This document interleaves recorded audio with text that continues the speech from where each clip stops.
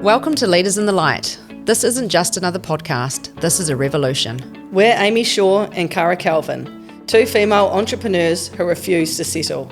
We've built businesses, taken risks, and rewritten the rules. And now we're bringing you with us. This is for the women who have done playing small, who crave real conversations, raw truth, and unfiltered wisdom from the ones who've walked through the fire and come out unstoppable. We're diving deep.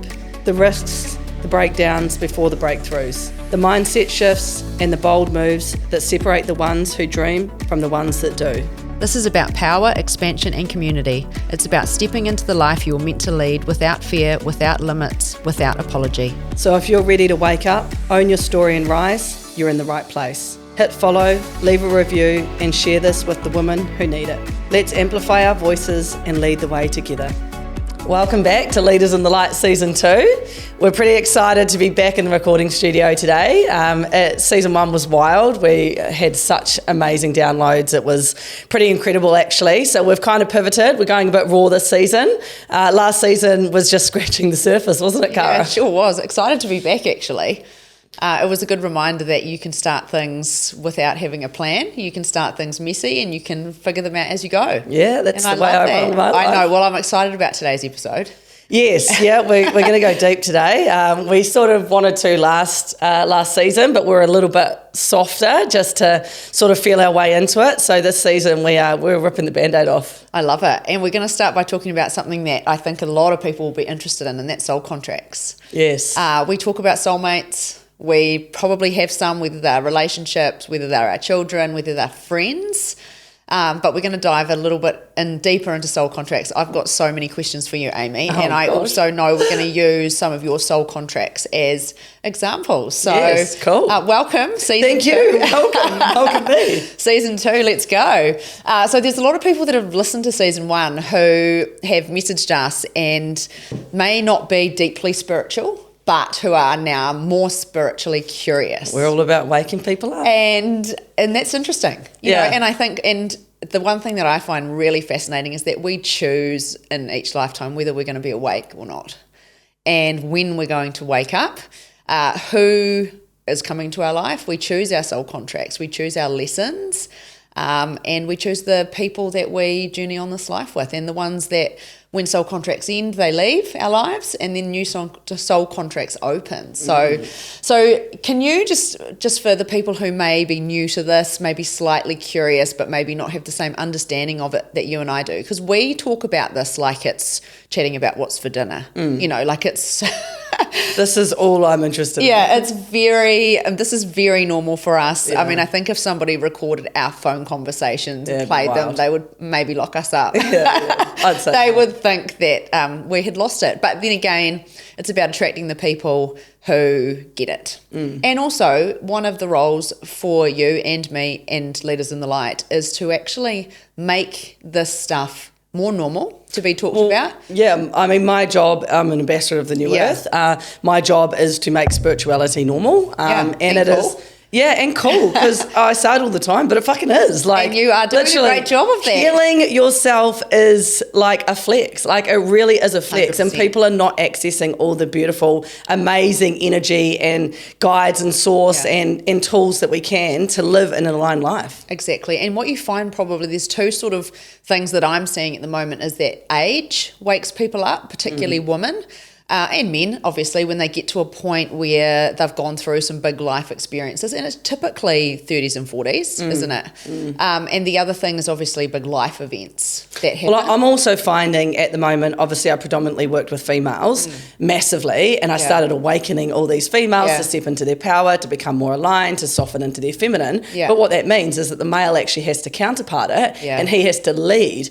So we've been told, or we've been forced as females to be these little tiny men in these female bodies, and we're not meant to. We're meant to be soft. We're meant to take care of the soul of the man. We're meant to be able to be led and surrender. But in this day and age, we've become the breadwinner, and we've become the controller, and we've become the organizer. And it's actually not biologically how we were created to be. Yeah. So it's created a real shift. So actually now I'm actually working with more males than I've ever worked with because I'm awakening all these females, and the males are just like, once they go up, they can't communicate on that same level. Yeah. So relationships now run in a 7D programming. So all of the old programming has been removed, and now you have to have your own power source, your own purpose, and you run your relationship in parallel. Yeah, that's so without that, you cannot survive in this new earth. And that's why we're probably seeing a lot of dismantling of relationships. Oh, 100%. It's the biggest separation, of two, the male feminine and, the divine feminine and the divine masculine. Yeah.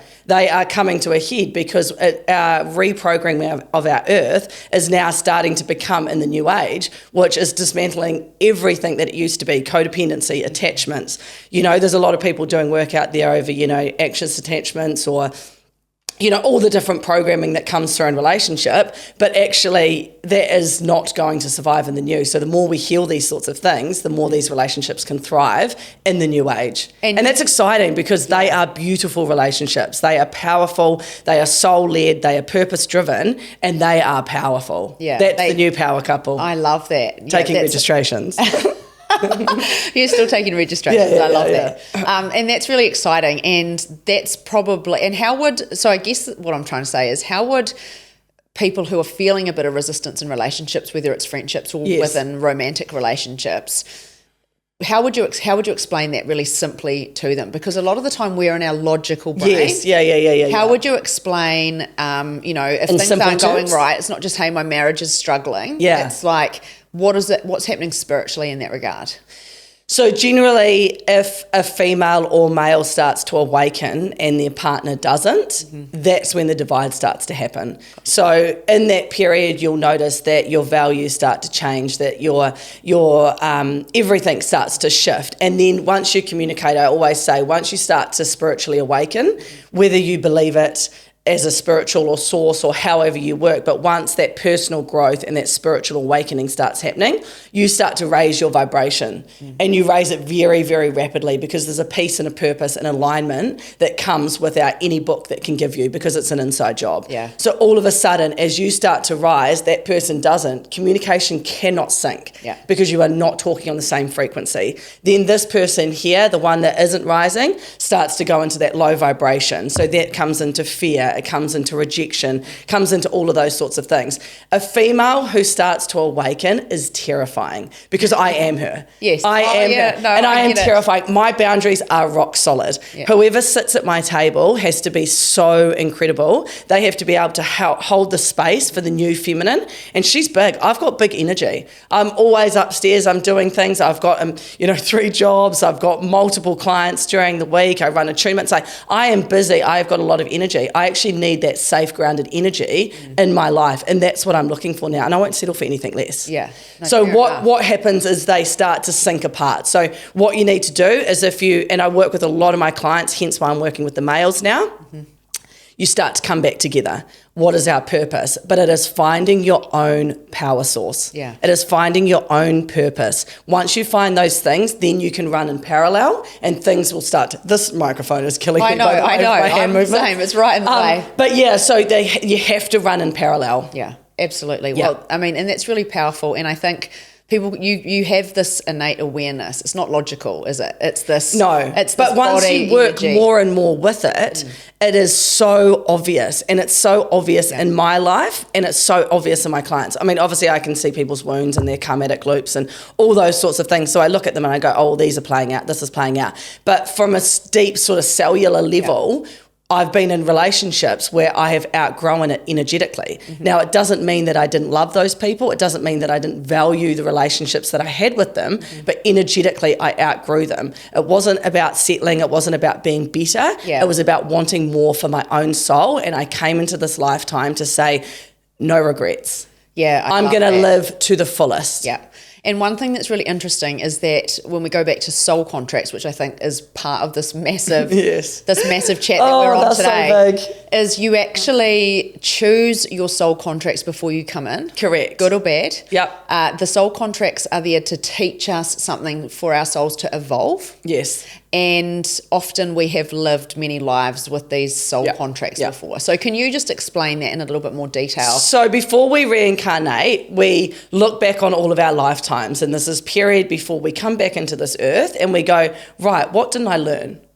What didn't I awaken? What did my soul outgrow? And then we start to formulate this life and we go, cool, this is what it's going to look like. And often it can be very painful, especially if we've had, light workers, for example, or oracles. We've had some pretty brutal lives. Yeah. We've been stripped of our powers before. We've done all of these things. So we come in with a lot of that programming. So our soul then chooses the experiences that we want to do life with. Now, some of them will be our children, which will be our biggest triggers. Some of them will be our parents. Some of them will be relationships. Some of them will be work environments.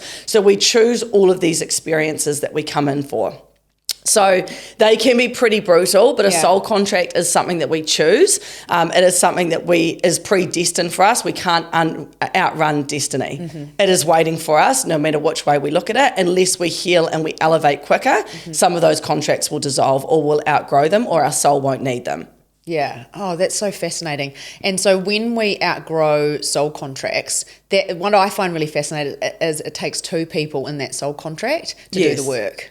It does, yeah. And often one person will dissolve the contract, or they will outgrow the contract and the other person won't, because they haven't learned it. And that's where that heartbreak comes, that's where a lot of that pain comes from. Mm-hmm. So you can either be on the receiving end or the other end. So I always say, if you're wanting to, continue to grow alongside someone, the only way to do it is personal growth. Yeah. And that isn't reading a self-help book, not that I'm against them or listening to a podcast. It is an inside job. Yeah. And I think too, though, from the work that I do, is that it's the best place to start is to start working on yourself. Correct. And that doesn't matter. It doesn't matter how small. Yeah. And that may be a self-help book, or that may be a podcast. That could be a starting point. And I think too, the physical body is the starting point too, right? If you can look after yourself and exercise and get the right amount of sleep, like that real 3D stuff is a really positive place to start. And what you find with women particularly, because I only work with women, is when they start to work on themselves, they start to awaken naturally because they start to trust their intuition, slow down long enough to hear what their body is telling them and start to kind of heal some of those, like you say, inner parts of themselves. And then so what happens is when our inner world is being worked on, it starts to reflect externally. 100%. And we are wounded. We're wounded from relationships. We're wounded from our inner child. And it doesn't mean our parents are bad, but we have wounding all the way up, which it shows how we show up in this world. Like for me, for example, I probably haven't been a great partner up until now at 39 years old. I probably, to my partners, I wasn't healed enough. I was carrying a lot of my trauma. I didn't know how to release it. And that's why I'm so passionate about removing people's wounds and starting to dissolve some of those karma loops that are playing out that are keeping people in these unhappy situations. And I was in those things, but I hadn't learned my lessons yet and I hadn't awoken myself. I also didn't know I had ADHD, so that really put a big strain on a lot of the relationships as well. I mean, that's ironic that you didn't know you had it when it's how did glaringly obvious. How did we not? Anyway, we didn't know. Yeah, exactly. Well, and that's really powerful. So if we look at the soul contracts that we choose when we come in, one thing that you speak about a lot and really fascinates me is that you obviously your soul came in for a purpose, and originally it was unconditional self-love. Yes, correct. And then you've done so much work on that, and like you say, you've done a lot of healing, you've done a lot of internal work. You're in a place where you actually did achieve that. Yeah, that was a big one, and I think I've had that in every lifetime I've had. And I think it's for a lot of women. It is.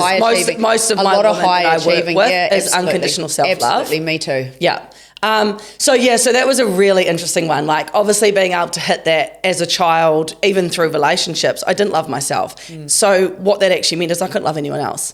I couldn't love my children properly. I couldn't love my relationships properly because I was an avoidant. I was sort of like, yes, I'm here. I'm half present. I'm doing the things that I need to be doing, but I was just on autopilot because I didn't love myself. I didn't date myself. I didn't get to know myself. I just masked through my whole life, or I chased validation. Yep. So all very of normal. Very, very normal. So then once I started to be like, oh, okay, this is who I am. I'm actually really great and I'm fun and I'm sexy and I'm all these things. I never had connections with any of those things before because I was always so deeply in my masculine because I had abandonment wounds from my childhood.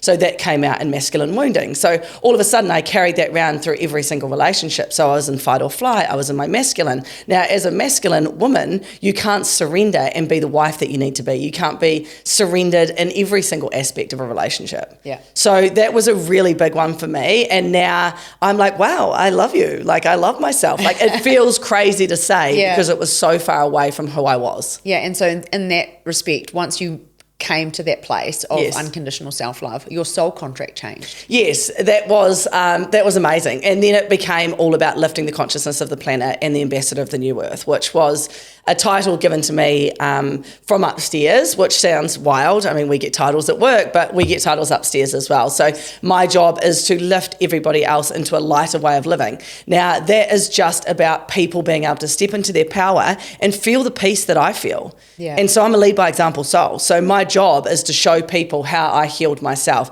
how I healed my wounding. Yes. And then give them the tools to do it, but also remove that wounding for them. And now I look at my clients and they're just like floating through life. Their businesses are like this, their love lives are like this. Like you attract such a different, and it's not just about vibration. It's about your soul being like, I'm here. This is who I am. And I think also that comes with that unconditional self-love, or even just the healing part. You get to a place where even painful, challenging aspects of your life, actually you reframe those as lessons. And so every time something, I call it resistance. Whenever my clients or I get a lot of resistance in my life, I'm automatically excited in a way about the level up. It's, when you need that resistance to move to higher levels. And so yes, it can be painful. And some of the things that we go through in the human experience are brutal. They are. Honestly, brutal. Some trauma that people experience is just, to me, mind-blowing. But when you stay at that vibration, you attract more of it. So if you're up here and you're attracting at a level which is abundance, connection, community, you attract it. You attract opportunities. Like, I look at my life over the last 12 months, not only spiritually has my world exploded, but also in every other facet of my life. Whereas when you're sitting at that lower vibration, more trauma happens, more victim happens. Like, all of those things start to just go on a loop because you're sitting in that vibration. So it's about reframing it and standing outside of it and going, I am so grateful for that lesson. And when you choose yourself, so when you choose yourself, you choose to look after your body, you choose the boundaries. You know that some people in your life are not positive, and they're keeping you at lower frequencies. When you make those decisions, and they are all decisions that you want to elevate, and you choose yourself over and over again, like you say, you start to attract new opportunities, new people, new doors people open. who are vibrating at a higher frequency. And that is a lot of the work that I do. I do a lot of energy work with these women because, like you were saying originally, with yourself and your alpha female, and you're heavily in your masculine, you had no capacity at all to surrender. You were, and I'm so overdrive. addicted to surrendering now. I'm like, it's a hard thing to learn, and it is. And it felt really it felt weak at the start. It felt vulnerable. It felt like I was expecting a male to look after me. I fucking am. I am. 100%. If you want me to be a soft, surrendered female and look after your soul, you lead. And you don't lead me by control. You lead me and I will follow you. Absolutely. And that's going to take someone very special for me to follow them. But when that person comes into my life, I will follow and I will be led. And you also are in your power, creating multi-million-dollar businesses, 100%. doing all those things. So I don't need anyone. Exactly. Yes. Exactly. And that's what you're talking about with this new earth. That's everybody moving to fifth dimension, from the fifth dimension to the seventh. 7D. And moving through though, because if you're going from 3D, you can't jump to 7. No, you can't. You can't. Your moving body through would probably those, start to exactly. Your body would lose it. And I think that's really fascinating. And generally, what I find with these soul contracts that we have in place or predestined You can sometimes spend lifetime after lifetime trying to wake up to get to that person, and you don't. Yeah. Like the person that's on my path, I don't know who they are, but I have done multiple lives with them, and we've let each other down on multiple lives.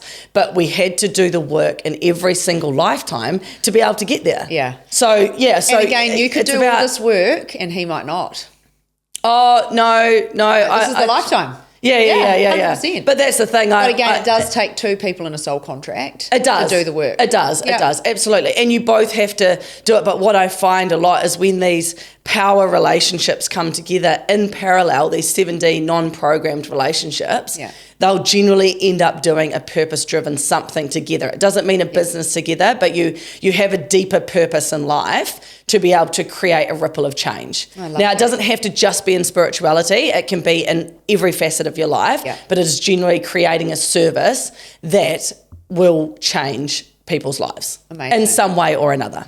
Yeah. And that is the programming, that is the energetics behind all of these businesses that are coming forward now in the 7D. Mm-hmm. They have to create something or give something back to the earth. Yeah, it's about the those other ones will start to slip away, as you'll see they already are starting to slip away. Yeah, and I just find that so fascinating. Yeah. So if we look at your soul contracts, the key ones. Okay. I mean, you've got you and I have a soul contract. We had one before we came into this world, and interestingly, we would have known each other potentially, but unless you'd done the work and I'd done the work, I think we would have remained apart because we were really different. We are, but because you've done the work and I've done the work, we vibrate at exactly the same frequency, and we were just attracted to each other in terms of our purpose together. And I think it's exciting. Like I am like so drawn to females that are in their power that are like me, because there's actually not that many. No, you know, we've met some girls overseas, and Emma, like we've got some really great people around us, and I'm like, they're hungry like us. Yeah, and there's so many of them.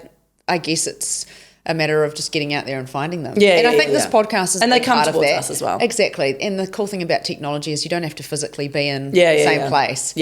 Which is really powerful too. So if we revert back to your soul contracts. Sorry, I'm not going to let you avoid this question. Yeah. So if we think about soul contracts, and you said often you live lives over and over again with the same people, and often you don't learn the lesson that you need to. But this is the life, obviously, that you were going to be learning the lesson. So if we start with your soul contract, the one that is the most impactful to you, can you just go into that a little bit? Yeah, I'd say there's 4 major contracts that have been really pivotal in my life. And one of the contracts I've had in every single lifetime, religiously. So every single lifetime it has either blown up, or it's been betrayed, or there's been some sort of like big thing that's happened in terms of it. So it's interesting when we walk around unaware or unawake in this lifetime, we're so triggered by that person. So they'll say hi and you're like straight to fight or flight because you're carrying like thousands of lifetimes of trauma and wounding, and you're like, how dare you speak to me like that? You're always putting me down. And it's after like, a simple hello. Actually, I just said hello. It's like, oh, okay. So it's really interesting starting to understand the more work I do with my clients and myself on these contracts. I start to see them with love. I cut cords. I start to dissolve things. Because I also realize it's not my trauma to carry. I don't want to carry it, because as I carry it, it gets heavier and heavier and heavier, and it impacts not only that relationship, but every other relationship in my life. So I do a lot of work with my clients. We cut cords. We gift back a lot of the wounding back to our ancestors or back to the past, because we're not meant to carry it. But when we come in and we reincarnate into this life, we're like, right, I'll take this wound and this wound and this wound, and I didn't learn this one, so I'll take this, because the soul's like, we're really going to expand. So again, it's about, I do a lot of work in releasing it back so that you can be lighter and you can step into alignment. What was the question again? So the question was about so you were going through your soul contract. So the first one. So the first one. So you'd had that same. So that was the biggest trigger for unconditional self-love, because I didn't feel loved in many lifetimes through that. So what that did is it drove me harder and harder. Was it painful? Absolutely. But it drove me to love myself. And every time something came up, I had to love myself a little bit more. I had to stop seeking validation. I had to stop chasing things that weren't mine to chase and look within and go, no, Amy, you're fine, you're safe. And I had to build that resilience and that self-love for myself. And then as that started to build, the triggers became less. As I started to gift back some of that wounding back to the past, it became less. And then now I might still get upset and bawl my eyes out, but I'll say, you know what is my lesson in this? And I'll sit with it, and I'll unpack it, and I will release a lot of that trauma.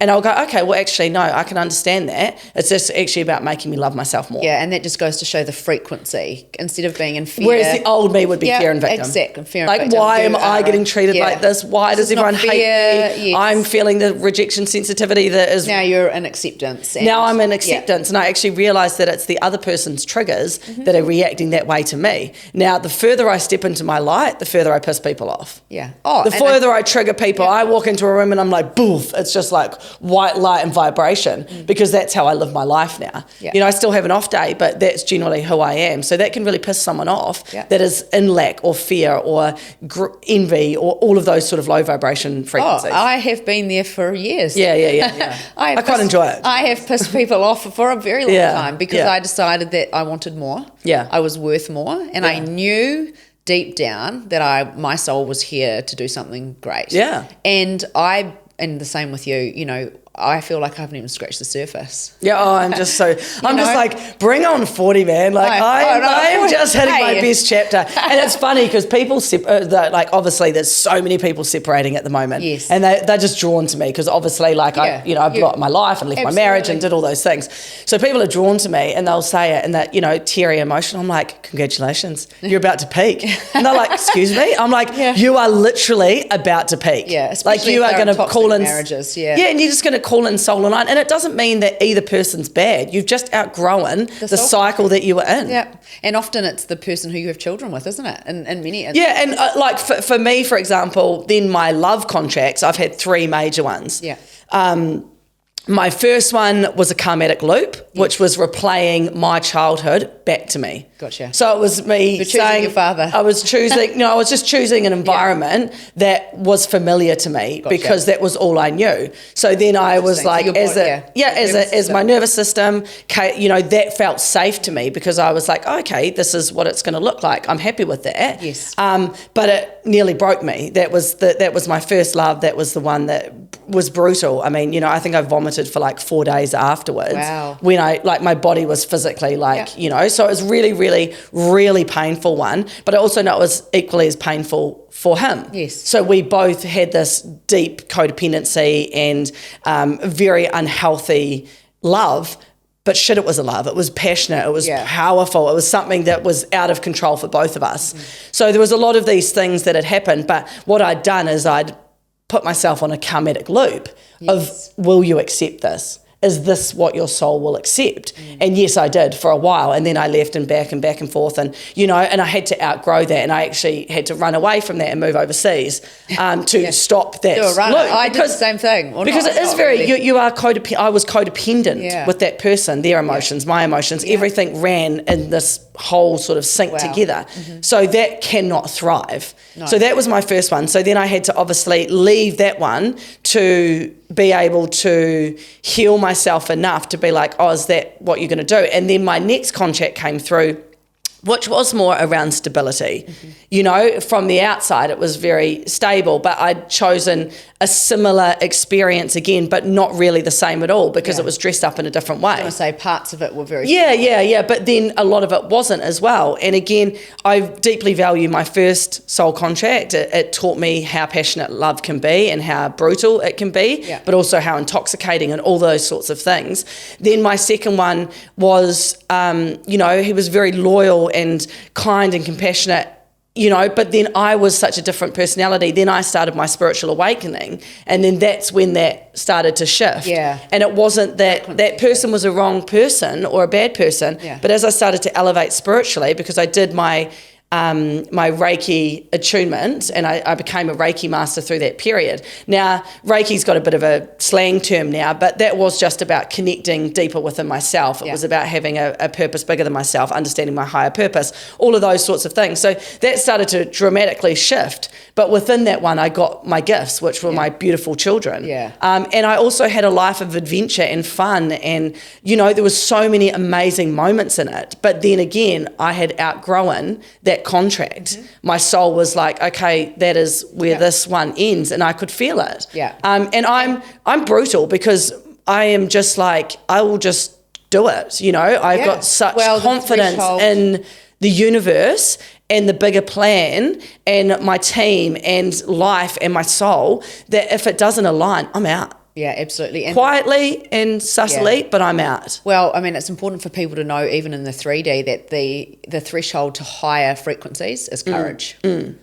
Yes, agreed. And I think it's also respect. Yes, I ended my marriage, but then I did a slow separation for 16 months. I didn't bring in anybody else because I had done some hurting, and I loved that person for a long time, and we co-created a beautiful life. So for 16 months afterwards, I wasn't with anyone. I didn't entertain anything. When offers came, I would politely reject it because I was like, my focus is my children and my ex-husband. Yeah, totally. And so then we could co-create and co-parent with respect. Yeah. Well, I mean, when you know what your values are, it's very easy to make those decisions, isn't it? Yeah. And it wasn't about anyone else. It wasn't about him. It was about me. It was my choice to do it. So I needed to respect everybody that was impacted, which was the three of them, which I deeply loved on a cellular level. And obviously my children are everything. And we co-created these amazing humans together. And then since then we've co-created and co-parented. And now there's new people coming into my children's life. And I'm done enough healing that I'm so excited that someone else gets to enjoy them. As opposed to being fearful of having to share them. And I think a lot of females that are separating at the moment, there's so much fear around other people being in your life. But once you start to love yourself and you're deeply secure in who you are and the mother that you are and the children that you have, you don't mind sharing their magic. And I think the other thing that's really interesting to know is that you choose this life. I chose it, and I'm glad I chose it because I had so much fun, and there was so many amazing things that I got from that, and I learned how someone can be loyal. He was the most loyal person. He wouldn't do anything outside of our marriage. I could trust him fully, and I hadn't ever seen that before. I felt that before. I was always on edge. I was always thinking that these things would be happening. So there's something that every single contract brought to my world that made me a better person, but it also, each contract that I had showed me what I wanted. Yeah, and you actually started to create self-awareness with each of those contracts as well. Yes. Because the more you started... My first one I didn't because I was 17, 18. You didn't realise you were in the climax. And I was a victim. Point. I was sad. My body was rejecting it. Yeah, but again, you chose that. Which I chose it. I think is amazing. Yeah. And also, our children choose... we choose our parents and they choose us. Yeah. And that's really special too, because even sometimes when we think, God, I'm not doing a great job, or I've made some poor decisions as a parent, or I could be better, or I think we all worry about that. Even if we're doing the best, we're all doing the best we can. Because our inner child and our wounding shows up in our dysregulated nervous system when our kids are triggering us. And we brought our kids in to trigger us. I know. So we can heal and we can show up for them. And I think to myself, my children chose me for a reason. Yeah. I might sometimes think that I'm not doing a great job. A lot. As we all do. But they chose me for a reason. Yeah. And I just have to keep reminding myself that what their souls needed was what I could give them, or the lessons that I could provide them. And that's really powerful. It and I also, in a positive way. Yeah, I've also got to the point now where I'm like, I can mother them the way that I want, and I love that.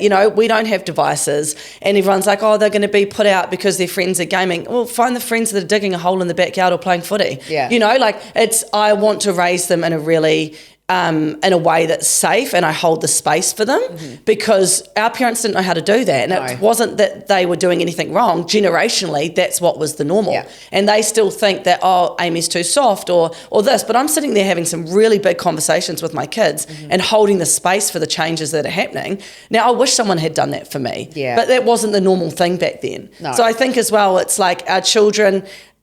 we can change how we parent them without judgment. I mean, the world that we grew up in doesn't exist anymore. Yeah. So we can't be parenting like it's the 1990s. No. Because our children live in a completely different generation. And I'll tell you one thing that I find really epic when I think about this is with my children. Their souls could be older than mine. Yeah. Their souls could have much more wisdom than my soul. I've got a young soul and an old soul. So do I. I have a young soul and an old soul. Archie's your old soul. He is. And I watch him and I think to myself, actually, maybe I don't know better. Yeah. Maybe his soul actually knows things that my soul doesn't. Yeah.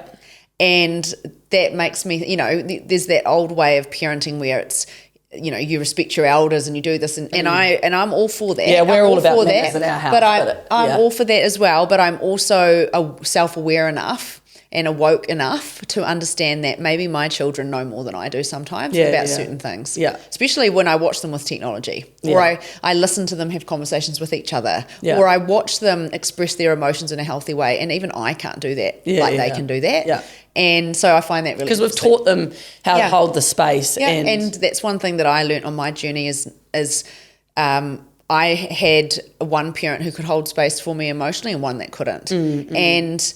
And we all have these sort of lessons. And so with my children, particularly because we both have sons, raising these little men to be able to hold space for women but still stand in their power and their masculine, but also to feel their emotions and be able to articulate them is pretty epic. Because we're seeing, and you're seeing particularly because you work with men, this whole generation of men who can't express their emotions. I'm so here for these new age men. I love it. Honestly, like some of the males that I work with now, and I never thought that, like when I started,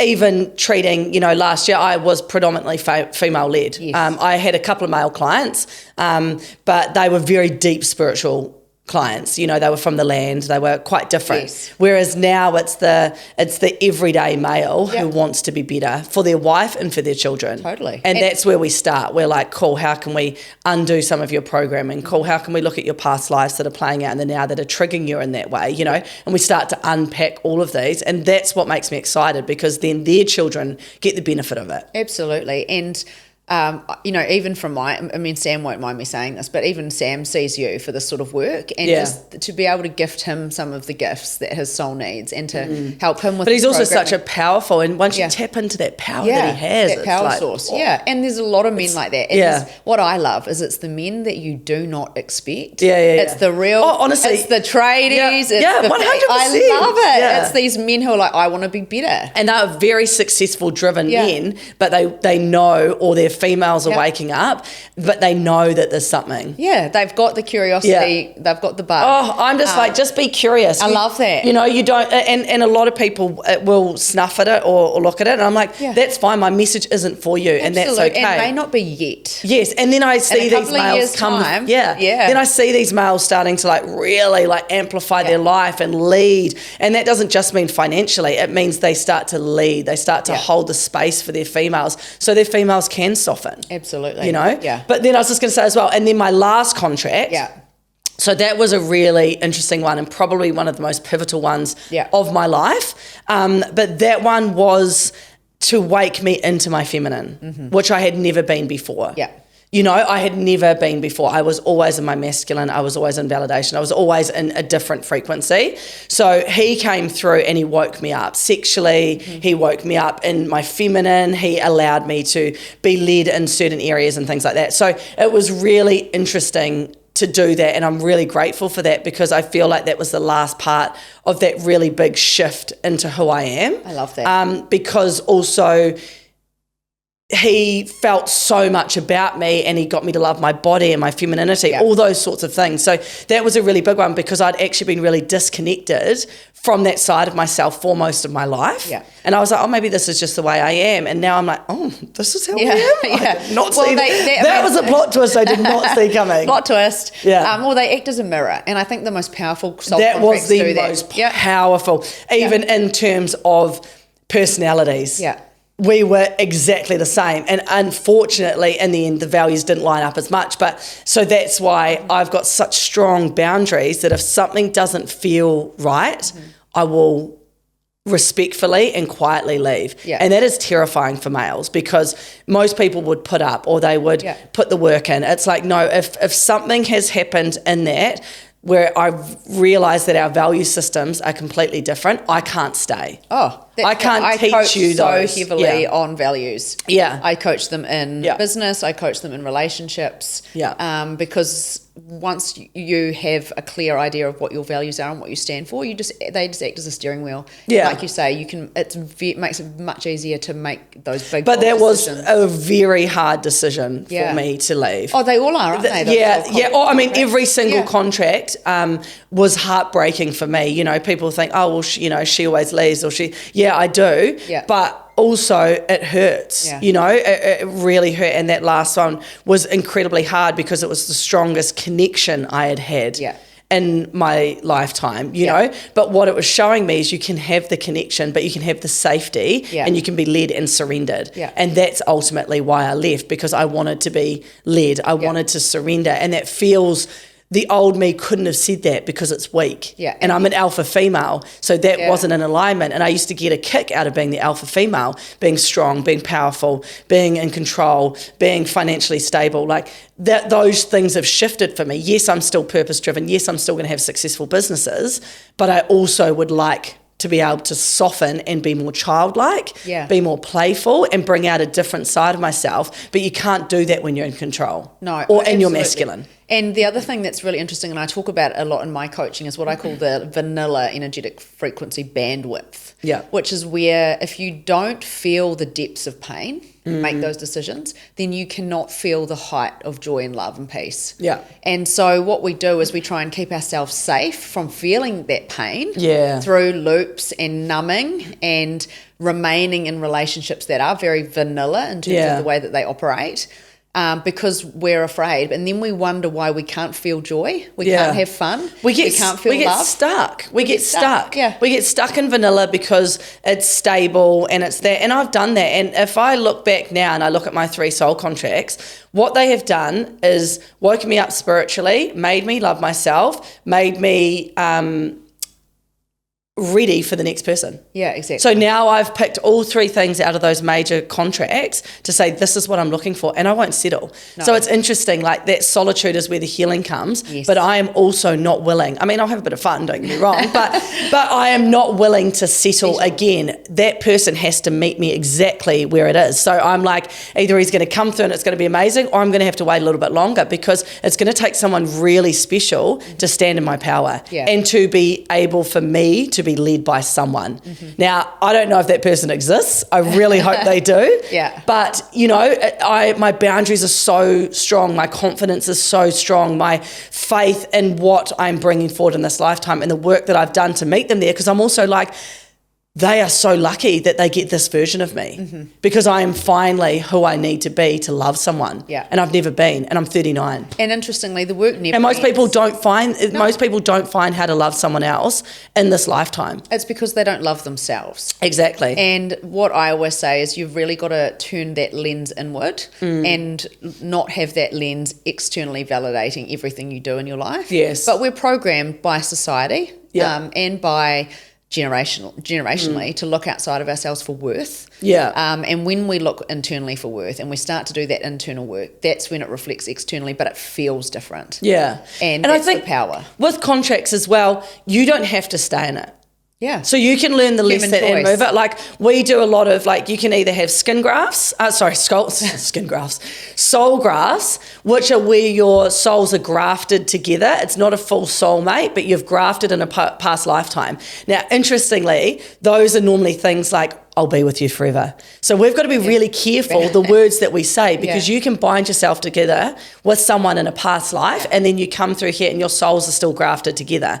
So again, all of these relationships done by promises or contracts, they're often not serving the highest good either. So it's like you can choose. Like we do I've dissolved contracts in my lifetime because they were too painful and I couldn't quite move past them, or you choose to step into it and learn the lesson from it. So again, even though things are predestined for you, we do a lot of, like in my work, I do a lot of cord cutting. I do a lot of karma loop removal, which is gifting things back or starting to understand where the programming has happened so that you can learn from it and move past it, especially if you're in a karma loop, which is painful and it is not healthy for your growth. You can exit these things. They're not written in stone and then that's it forever. You can learn from what you need from it and then you can move past it. And you can let it go. So a skin graft is slightly different. Soul graft. Sorry, now I'm going to say skin graft for the rest of my life. But a soul graft is slightly different. That is where you have bounded part of your souls together in a past life. That's super interesting. And the other thing that I find interesting is soul families. Oh, Soul families, we sometimes we think, oh, why? Yeah. Why did I choose this? And I look at my kids sometimes and I'm like out there dancing with the moon and making them drink moon water, and I'm like, you chose me, guys. Yeah. Like, no devices, no this, no that. We've been many lives together. You chose me, guys. I'm like, you know what you were going to get. Yeah. But yeah, they are often really painful ones as well. And often there's like one, like I am the black sheep of my family. I am like... you know, sitting there talking about all the things, drinking hydrogenated water, you know, looking at everyone's wounds and karmas. It is not inside of the box of probably where my family's used to. Yeah. So I lull sometimes because I'm like, you guys chose me. But then I feel these awakenings, you know, these little things, because I was them before I started to go into my spiritual journey. Yeah. And I would have probably stayed in that. But now I'm like, now I look at them in a different way. Yeah. And soul contracts, I mean, I deeply am grateful for my family. Like, I love the family that I chose, and I'd choose them again. Yes. But it's interesting. You probably will, and you probably have in the past. And I've had lots of lives with lots of them.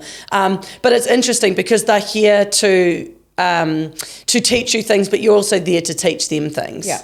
You know, so it's like, but often they can be quite painful because you are learning the lessons from them, and you learn it from a young age. So all of your programming happens from zero to 7. Yeah. So all of a sudden in those 7 years, you absorbed everything in your family unit. Mm-hmm. So then that becomes part of your programming. It becomes part of your limiting beliefs. It becomes part of your soul contract. So all of a sudden you take all these things. It's up to you whether you start to unpack that and start to live in alignment and change the trajectory of the relationships. And that's why I guess the work that you and I do works so well, is that you can do some absolutely incredible things with removing contracts and karmatic loops and all of that, gifting of lives back to the past. Well, but also in this life, you have to do the work. That's three-dimensional. Yeah. So I have to go through people's limiting beliefs. Yeah. We have to find out in this lifetime where they began. We've got to, it's really 3D coaching. Yeah. But you need to do that in this life because you're still living in this society, in this world, and you're programmed in this way. Yeah.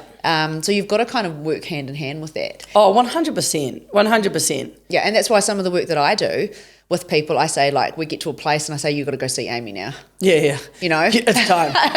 Because I can't remove this particular thing that's been happening. But often people don't know what the wounding is. No. You know, like they'll come to me. In retrospect, they do. Don't they? Yeah, and once you start to unpack it, then your whole life shifts. And that's what my clients say to me. It's gone. Yeah. Like all of that is gone. And I'm like, I know, because it physically was in your DNA. Like it was a wounding that you carried, but we don't understand it. So we just keep carrying it, and it keeps getting heavier, and it keeps impacting all of our relationships. Yeah. Once that's gone, then you can start to reprogram, and you're like, oh, amazing. And that's and that's where those small actionable steps start to work. Yeah. But you can keep stepping forward, and that's why people get to the point and they're like, what are you? And I'm like, honestly, I don't know.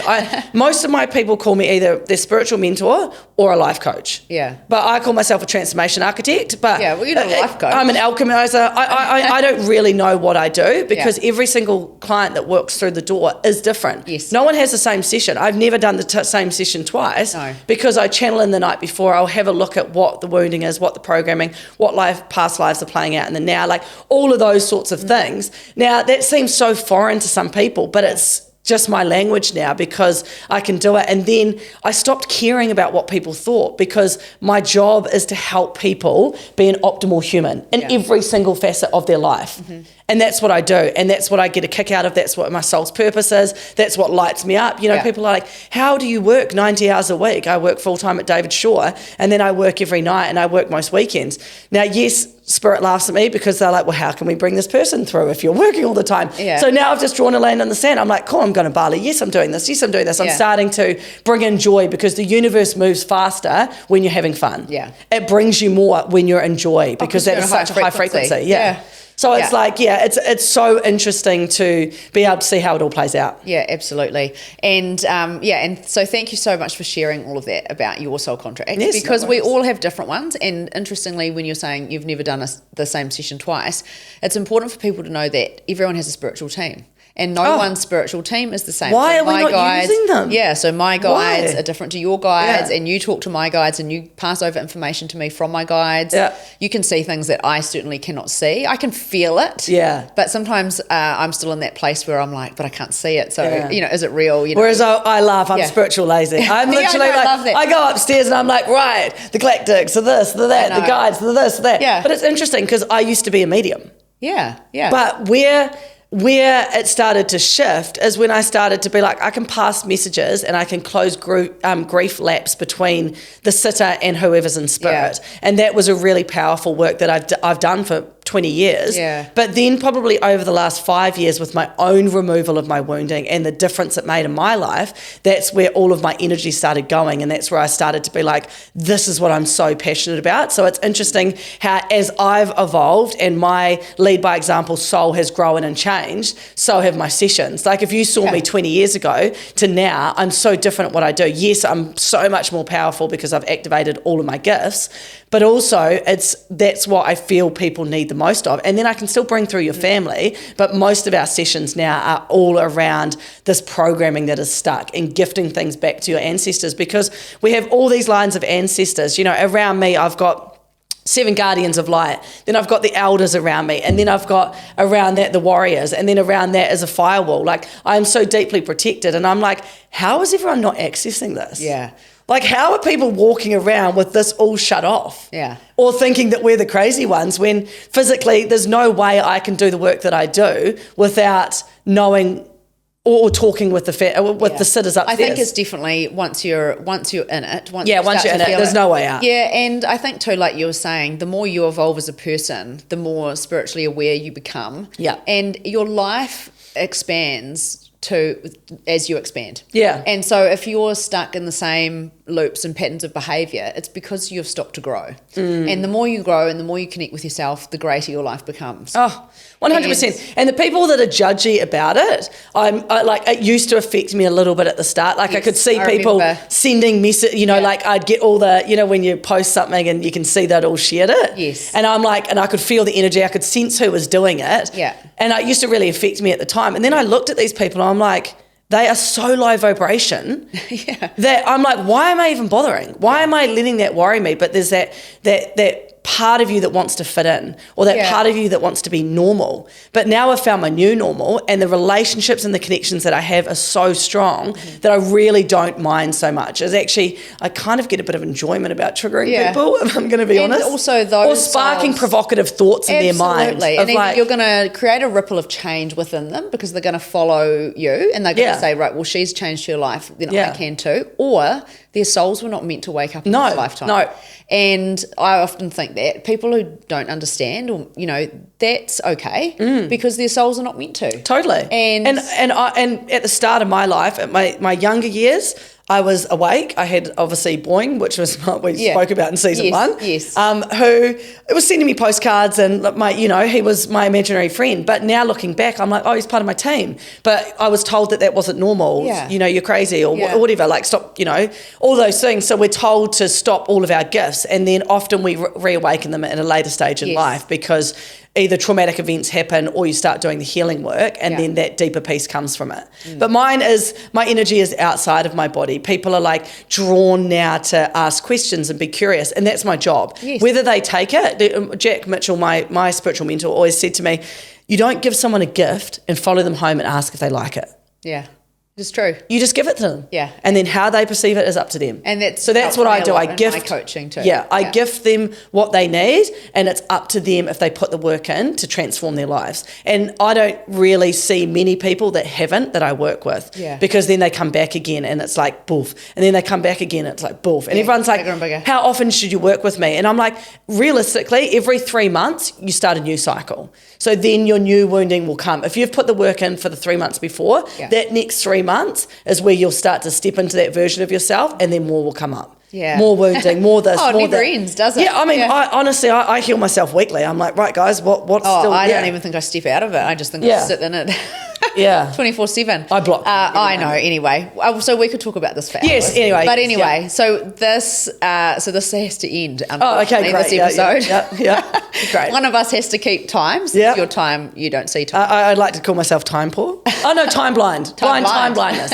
Time blindness. You are. You do have time blindness. Yeah. But I did get here at 7 though. Yes, but I think there's going to be a lot of people who have really been interested in this episode. Yeah, and again, feel free to DM any questions. And me too. Yeah, anything that you want to explore further. I think once you start understanding the lessons in life, it becomes easy. Yeah. Like it becomes easier. Like I don't get triggered as much. There's still things that will hurt me, but honestly, I look through my life now and I'm just like, oh, I'm so grateful for that. And I actually look at every lesson with gratitude now. Yeah, and it takes time. It takes time. That was not me. Yeah. I was victim. I was, why me? Yeah. Why me? You know, poor me. This always happens to me. Yeah, it does, because I was sitting in the frequency where it was. Yeah, now I'm so far out of it. When it happens, I'm like, did someone leave a door open? Like, how is this happening? Yeah, I know. It's interesting. But yes, wonderful. Yeah, anyway, but thank you for sharing. I know, hey, no worries. I know we've all got soul contracts. You and I, we talk heavily about mine, yours, other people's, and they are lessons and they are powerful. And there will be more soul contracts for you and me in the future through friendships and other areas of our lives, business and things as well. So thank you guys so much for listening. Thank you, everyone. Like Amy said, if you've got any more questions about this, please reach out. We would love to chat to you about it. It's really powerful stuff, and we know that it's, you know, people are really interested in it. And I must say, like, we're blown away. You know, there's people all over the world listening to this podcast. Yes. You know, when I look at the stats, I'm like, Taiwan and Germany and the UK, I'm like, how cool, like, you know, that we can start to amplify our voices for change. Absolutely. You know, and not just in Christchurch, not just in New Zealand, not just in Australia, but we can actually start to amplify some change across the world. And I think that is such an exciting thing. My only goal through this is to get people to awaken, not just for any other reason than to live such a fulfilled, happy, joyous life. Yeah, I love that. Amazing. Yeah. Let's do this. Cool. Thank you for joining us on Leaders in the Light podcast. If today's conversation sparked something within you, take a moment to reflect, integrate, and share it with someone who needs it. We're here to rise together in truth, in purpose, and in power. Make sure to subscribe, leave a review, and come connect with us over on Instagram at Leaders in the Light. We'll be here, holding the light until you're ready to rise again.